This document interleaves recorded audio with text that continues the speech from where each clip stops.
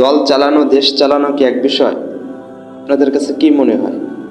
একটি দল যারা গঠন করে এবং ওই দলে যারা যুক্ত হয় এবং ওই দলের যারা পরিচালনায় থাকে, সকলেই চিন্তা চেতনা ধারণ করেন। কিন্তু একটি দেশে সকলেই একই চিন্তা চেতনা ধারণ করেন না।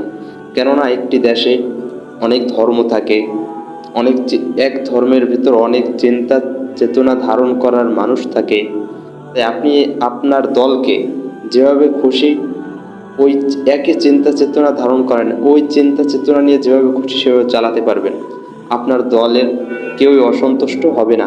কিন্তু একটি দেশের ভিতর আপনি যদি আপনার চিন্তা চেতনা থেকে আপনার চিন্তা ধারণা যদি দেশের সকলের উপর, মানে গণহারে সকলের উপর চাপিয়ে দিতে চান, তাহলে দেখবেন দেশের ভিতরে বিশৃঙ্খলা সৃষ্টি হবে, দেশের ভিতরে দাঙ্গা বেজে যাবে। এটা অন্য ধর্মের উপরও, আপনি যে ধর্ম লালন করেন সেই ধর্ম যদি অন্য ধর্মের মানুষের উপর চাপিয়ে দিতে চান, তখনই ওই ধর্মের মানুষ আপনার উপর ক্ষিপ্ত হয়ে যাবে, তখন দাঙ্গা বেজে যাবে। কেননা আপনি আপনি আপনার চিন্তাটা, আপনি আপনার চিন্তা চেতনাটা তাদের উপর চাপিয়ে দিতেছেন।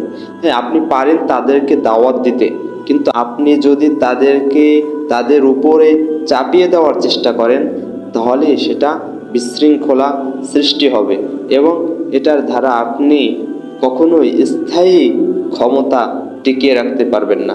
আল্লাহ তাআলা আমাদেরকে বোঝার তৌফিক দান করুক।